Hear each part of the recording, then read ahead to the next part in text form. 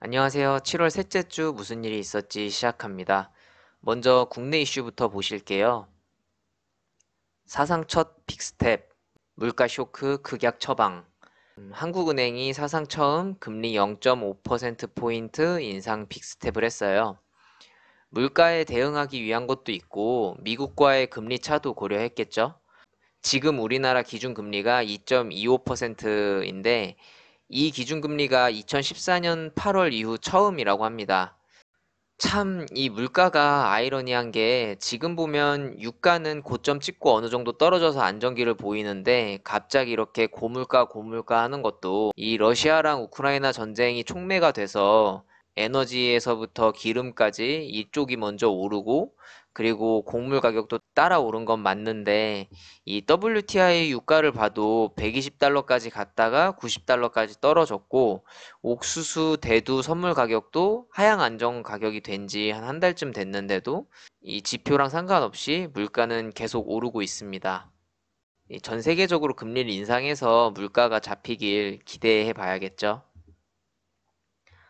다음은 연내 대체거래소 법인 설립, 2024년에 업무 시작할 것. 이 대체거래소란 주식 거래가 가능한 거래소가 하나 더 생긴다는 건데요.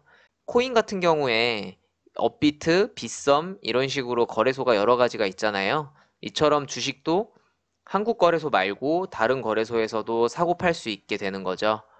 7개 대형 증권사랑 금융투자협회가 손잡고 2024년 업무 개시를 목표로 만든다고 합니다. 두 거래소가 경쟁을 하게 되면 수수료도 낮아질 수 있고 거래량도 좀 나뉠 테니까 체결 속도도 훨씬 빨라질 것으로 기대하고 있습니다. 자영업자 25만 명, 대출 원금 최대 90% 탕감. 정부가 민생안정 프로그램을 마련한다고 했는데 이 정부가 개인의 대출을 탕감해 준다는 건 어디서 나온 발상일까요? 아무리 지지율이 떨어지고 있다고 하지만 상식적으로 국정 운영을 했으면 하는 그런 기사가 나왔네요. 수요 예측 실패, 가스공사의 꼼수, LNG 도입 가격 세부 내역 비공개. 가스공사가 수요 예측에 실패해서 발전사들이 비싼 값에 LNG를 사고 있다는 비판이 제기됐었는데 7월 13일부로 가스공사가 LNG 장단기 계약 비중이랑 도입 가격을 민간 발전사에게 공개하지 않겠다고 통보를 했다고 합니다. 그동안 매월 산정 내역을 알려줬었는데 이번에부터 비공개로 하기로 한 거죠. 이 가스공사가 도매 사업이랑 배관망을 독점하는 상황에 이렇게 불공정한 행태를 보이는 이유가 뭘까요? 공기업의 실패를 민가 발전사가 부담하는 것으로 손해를 메꾸려는 걸까요? 빨리만 팔아달라 4억 낮게 내놔도 안 팔려 강남 집값도 흔들린다. 이제 3년여 만에 6대 광역시 동반 하락이라고 합니다. 거래 절벽이랑 이자 폭탄이라는 이슈가 겹친 결과라고 하는데요.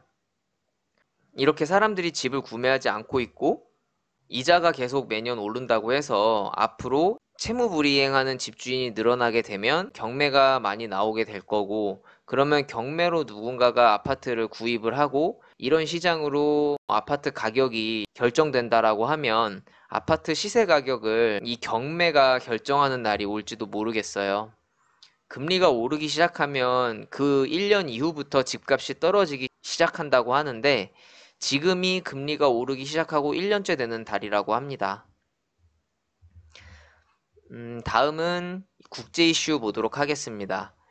트위터, 머스크 10억 달러 내놔라 소송 예고. 테슬라 최고 경영자 일론 머스크가 트위터 인수 계약을 파기하겠다고 선언을 했습니다. 머스크 입장은 트위터가 계약에 명시된 의무를 지키지 않았다고 했고 트위터는 요청한 정보를 지속적으로 제공했다고 하는데요. 그 내막을 우리가 자세히 들여다볼 순 없지만 기사 내용을 종합해서 추려봤을 땐 일론 머스크가 가계정 정보를 중요하게 보는 것 같아요. 가계정 정보란 말 그대로 가짜 계정이 얼마나 있는지를 알려달라는 건데 이 일론 머스크 주장에 따르면 트위터가 그 정보를 말해주지 않고 있어서 자기한테 팔고 싶으면 법원에서라도 가계정 정보를 공개해야 할 것이다 라고 하는데요. 여기에 트위터는 변명거리다라는 식인데 조용히 합의되기는 어려운 상황 같아 보입니다. 테슬라 동맹 파나소닉, 미의 또 공장. 이 일본 전자업체 파나소닉이 미국 캔자스주에 전기차용 배터리 공장을 또 짓는다고 합니다. 이 파나소닉은 테슬라의 전기자동차에 들어가는 배터리를 공급하는 업체인데 이 배터리를 생산하는 능력을 2028년도까지 최대 4배를 확대할 방침이라고 합니다. 테슬라가 올해 미국에 5번째 생산 공장을 세웠지만 배터리 수급난으로 이제 생산량이 저조했다고 하는데 파나소닉이 이번에 공장을 발표함으로 인해서 공장이 지어지고 나면 테슬라가 전기차 생산력을 좀 더 증가시킬 수 있게 되겠네요. NFT 그림 붙었다고 샴페인 한 병에 250만 달러. 유명 NFT인 BAYC 그림이 인쇄된 프랑스 샴페인이 경매에서 역대 최고가에 팔렸다고 하는데요. 한화로 32억 7천만 원에 낙찰됐다고 합니다. 이 샴페인의 원액으로 만든 일반 샴페인은 통산 하나로 한 19,000원이면 살 수 있다고 하는데요. 오롯이 이 샴페인 병에 인쇄된 그림 때문에 역대 최고가에 낙찰된 것이라고 합니다. 샴페인을 구매한 이 부오노 형제는 샴페인을 마실 계획은 없다고 했다고 하네요. 엔저 저금리의 유혹 1빌딩 쇼핑에 연 1조엔. 이게 무슨 기사냐면 일본 부동산 시장에 매년 1조엔이 넘는 해외 투자 자금이 몰려든다고 하는 건데요. 미국이 금리를 올리고 전 세계적으로 지금 금리를 올리는 추세에 일본은 계속 엔저, 초저금리를 유지하고 있는데요. 이 초저금리 때문에 차입 비용이 낮고 엔화 가치가 급락하면서 엄청 싼 가격에 일본 부동산을 살 수 있다고 해요. 2021년 말 도쿄 부동산 수익률을 보면 세계 주요 도시 중에 뉴욕이랑 함께 가장 높다고 하는데 그래서 더 투자 자금이 유입되고 있다고 볼 수 있을 것 같아요. 일본 투자 회사들도 투자할 곳이 마땅하지가 않아서 일본 부동산 시장을 더 키우고 있다고 합니다. 이번에는 국내 기업 소식입니다. 불법 파업에 하루 260억씩 손실, 대우조선 직원들 거리 호소. 대우조선해양 하청업체 노동조합 파업이 40일째를 맞았다고 하는데요. 6월 2일부터 파업을 했는데 이 노조가 도크를 하나 점령하고 파업을 해서 대우조선해양 피해액이 지난달에만 2,800억 원가량 된다고 합니다. 아이오닉 6 한 번 충전에 524km, 테슬라 모델 Y 추월. 이 테슬라 모델 Y는 1회 충전 시 511km를 갈 수 있다고 하고 가격은 최저가가 9,485만 원이라고 해요. 네, 이 현대차의 아이오닉은 한 번 충전에 524km 그리고 가격은 최저가가 5,500만 원이라고 합니다. 28일부터 사전 계약을 시작한다고 하고요. 자동차 크기도 모델 Y보다 크다고 합니다. 현대차 국내 첫 전기차 전용 공장 짓는다. 29년 만에 국내 신공장이라고 합니다.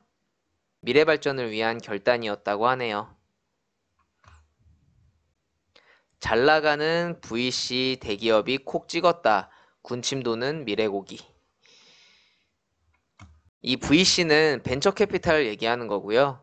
이 스타트업 하면 일반적으로 이커머스나 ICT 같은 대세 업종이 대부분인데 요즘 이 대체육이나 배양육 관련 업종 스타트업에 투자 자금이 들어가고 있다 이런 기사입니다.